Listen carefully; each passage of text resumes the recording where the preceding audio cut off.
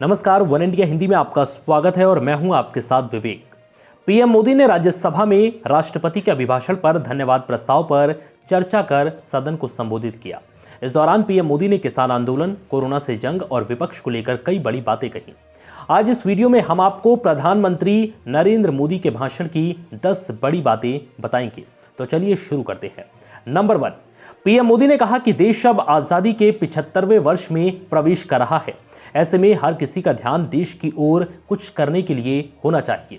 PM Modi ने कहा कि संकट के वक्त में दुनिया की नजर भारत पर है। पीएम मोदी ने इस दौरान मैथिली शरण गुप्त की कविता अवसर तेरे लिए खड़ा है, फिर भी तू चुपचाप पड़ा है सदन में पढ़ी। नंबर 2, पीएम मोदी ने राज्यसभा में बोलते हुए कहा कि कोरोना संकट के दौरान दुनिया भारत को लेकर काफी चिंतित थी। दुनिया जानती थी कि अगर भारत खुद को नहीं संभाल पाया तो दुनिया के सामने संकट पैदा हो जाएगा। भारत ने अपने देश के नागरिकों की रक्षा के लिए एक अज्ञात दुश्मन से जंग लड़ी, लेकिन आज दुनिया इस बात पर गर्व कर रही है कि भारत ने ये लड़ाई जीती है। नंबर 3, पीएम मोदी ने कहा कि जिस देश को दुनिया का तीसरा हिस्सा माना जाता है, उसी भारत ने एक साल में 2 वैक्सीन बनाई और दुनिया की मदद की। पीएम मोदी ने कहा है कि आज जब कोरोना के खिलाफ कोई दवाई नहीं थी, तब भारत ने 150 देशों को दवाई पहुंचाई।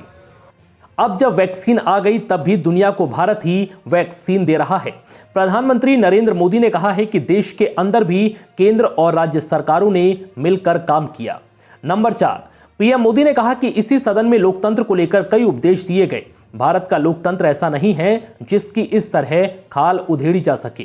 पीएम मोदी ने अपने संबोधन के दौरान टीएमसी के डेरेक ओब्रायन पर बड़ा हमला करते हुए कहा, जिन शब्दों का प्रयोग वो कर रहे हैं उसे सुनने के बाद ऐसा लगा कि वो बंगाल की बात कर रहे हैं या देश की।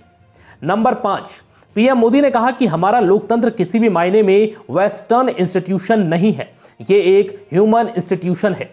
भारत का इतिहास लोकतांत्रिक मूल्यों से भरा हुआ है। प्राचीन भारत में 81 गणतंत्रों का वर्णन मिला है। भारत का राष्ट्रवाद ना तो संकीर्ण है और ना ही आक्रामक, ये सत्यम शिवम सुंदरम के मूल्यों से प्रेरित है। प्रधानमंत्री नरेंद्र मोदी ने सदन में बताया कि ये शब्द नेताजी सुभाष चंद्र बोस के हैं। नंबर 6, प्रधानमंत्री नरेंद्र मोदी ने कृषि कानूनों को लेकर कहा है कि खेती की मूलभूत आवश्यकता क्या है। उन्होंने चौधरी चरण सिंह की बात करते हुए कहा कि 33% किसान ऐसे हैं जिनके पास 2 बीघे से भी कम जमीन है। 18% किसान ऐसे हैं जो किसान कहलाते हैं, उनके पास 2 से 4 बीघा जमीन है। ये कितनी भी मेहनत कर ले, अपनी जमीन पर इनका गुजर नहीं हो सकता। मौजूदा वक्त में जिनके पास 1 हेक्टेयर से कम जमीन है वो 68% किसान है। 86% किसानों के पास 2 हेक्टेयर से भी कम जमीन है। हमारा दायित्व है कि हम ऐसे किसानों के बारे में जरूर सोचें। नंबर 7, पीएम मोदी ने कहा कि सदन में सिर्फ किसान आंदोलन पर चर्चा हो रही है, छोटे किसानों की सिंचाई को सुविधा तक नहीं है। पीएम मोदी ने कहा कि सरकार ने 10 करोड़ किसानों के खाते में पैसे डाले। सरकार गरीबों पर समर्पित है, छोटे किसानों की परेशानी को देखने की जरूरत है। नंबर 8, प्रधानमंत्री मोदी ने कहा है कि चुनाव के वक्त कर्ज माफी की जा सकती है, लेकिन छोटे किसानों को इससे किसी भी तरह का फायदा नहीं होता। पिछली बार लाई गई फसल बीमा योजना भी बड़े किसानों के लिए ही लाई गई थी। इसका फायदा केवल उन किसानों को हुआ जो बैंक से लोन लेता था, यूरिया हो या कोई दूसरी योजना। पहले सभी योजनाओं का लाभ 2 हेक्टेयर से अधिक वाले किसानों को होता था। नंबर 9, पीएम मोदी ने कहा कि वक्त आ गया है, अब आंदोलनकारियों को समझाते हुए हमें आगे बढ़ना होगा। पीएम मोदी ने कहा है कि गालियों को मेरे खाते में जाने दो, लेकिन सुधार को होने दो। पीएम मोदी ने कहा है कि बुजुर्ग आंदोलन में बैठे हैं, उन्हें घर जाना चाहिए। आंदोलन खत्म करें और चर्चा आगे चलती रहेगी। रही बात एमएसपी की, तो एमएसपी था, है और हमेशा रहेगा।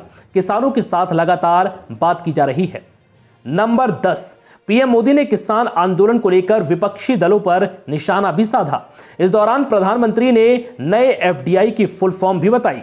उन्होंने कहा कि इस नए एफडीआई से देश को जरूर बचना होगा। पीएम नरेंद्र मोदी ने कहा है कि आप लोगों ने एफडीआई के बारे में तो सुना होगा, फॉरेन डायरेक्ट इन्वेस्टमेंट। एक नया एफडीआई इस बीच हमारे सामने है और इसका मतलब है फॉरेन डिस्ट्रक्टिव आइडियोलॉजी। देश को इस एफडीआई से जरूर बचना चाहिए। फिलहाल इस वीडियो में इतना ही। नमस्कार।